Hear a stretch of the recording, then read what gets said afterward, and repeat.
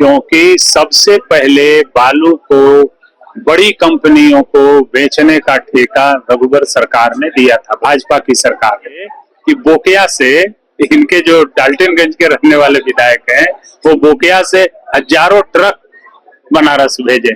तो old pension scheme लाई थी, उसका कोई जोड़ नहीं। अभी तक भारत सरकार भारत में इतने डिमांड के बाद नहीं ला पाई और झारखंड में सरकार ले आई। झारखंड विधानसभा में तो हंगामा बढ़ता है, लेकिन हम जानेंगे पूर्व विधायक, पूर्व मंत्री, केंद्रीय पार्टी, बड़े नेता कांग्रेस के, जिस तरह के हालात झारखंड में देखे जा रहे हैं ऐसा पहले कभी नहीं देखा गया था। क्या कहेंगे और किस तरह से देखते हैं आप? देखिए, चुनाव आ गया है, भारतीय जनता पार्टी के पास कोई मुद्दा नहीं। भारतीय जनता पार्टी ने अपने 5 साल के जो पिछले कार्यकाल थे उसमें कुछ किया नहीं, और इस कार्यकाल में ये सरकार बड़ी बड़ी योजनाएं लेकर के आई है जिससे जनता को बहुत फायदे होंगे। अब ओल्ड पेंशन स्कीम लाई थी, उसका कोई जोड़ नहीं। अभी तक भारत सरकार भारत में इतने डिमांड के बाद नहीं ला पाई और झारखंड में सरकार ले आई।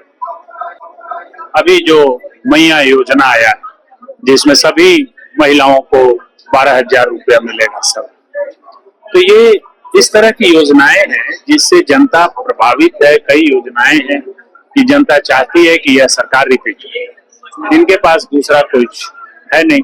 तो ये तरह तरह के इश्यूज बिना काम का उठा करके कि हम भी है मैदान में, क्योंकि जनता इनको भूल न जाए इसलिए उठा रहे हैं। विपक्ष के लोग बता रहे हैं कि विदाई वाला मानसून सत्र है, इसके बाद दोबारा से सत्ता में नहीं आने वाली है आपकी पार्टी।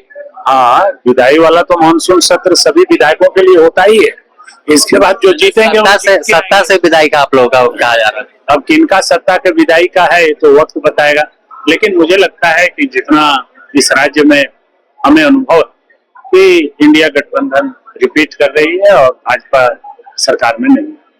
बालू की समस्या की बात कर तो आज पलामू का बालू 1,000 रुपए किलो यहाँ पर बिक रहा था, विपक्ष के विधायक बेच रहे थे, तो आखिर बालू की इतना काला बाजारी? नहीं, ये इसलिए क्योंकि सबसे पहले बालू को बड़ी कंपनियों को बेचने का ठेका रघुवर सरकार ने दिया था, भाजपा की सरकार ने।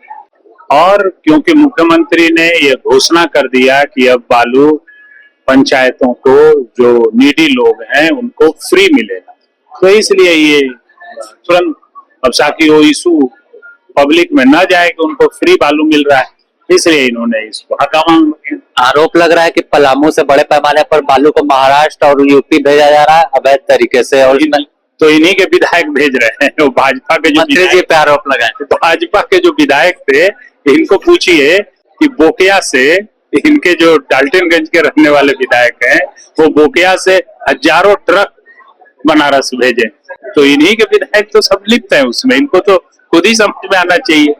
आरोप लगा रहे थे अभी बाकी विधायक की पूरा सेटिंग की है तब एक टोकरी बालू यहाँ लेके पहुंचे हुए। ले तो लाए, यहाँ तक ले आए, यही बड़ी बात है कि भैया आप बालू का यहाँ तक उठा के ले कैसे आए, तो पलामू से लेकर के सबसे बड़ी बात फॉर्च्यूनर में रख के लाए एकदम। हाँ, तो लेकिन लंबा सेटिंग करना पड़ेगा। ऐसा काला बाजारी ना करें कि फॉर्च्यूनर में बालू ले जा करके बेचें। सब लोगों को कहिए कि बालू जैसे चल रहा है नियम अनुसार उसका नियम बन जाए और नियम के अनुसार चले। थोड़ी दिक्कत हुई है नियम नहीं बनने से, नियम बालू का बनना चाहिए, लेकिन इन लोगों ने काला बाजारी की। अगर इसके अलग बात करें, विधानसभा चुनाव काफी नजदीक है, आप लोगों की तैयारी कैसी चल रही है और कौन से मुद्दे को लेकर इस बार आप डाल्टनगंज विधानसभा से जाने वाले जनता को? देखिए, एक दिन तो हम लोग तैयारी करते नहीं या चुनाव के दिन आने की तैयारी करते नहीं, हम तो 5 साल जनता का काम करते रहते हैं और उस समय भी, चुनाव के समय भी वैसे ही उसी फेज में काम करते रहते हैं। ऐसा नहीं है कि उस समय कुछ नया करते हैं। चुनाव होता है, फिर जनता इस बार फैसले देगी कि किसको यहाँ भेजना है, उनकी बातों को उठाने के लिए, उनको हक हिस्सा को यहाँ से ले जाने के लिए, वो सही समय पर हो फैसला।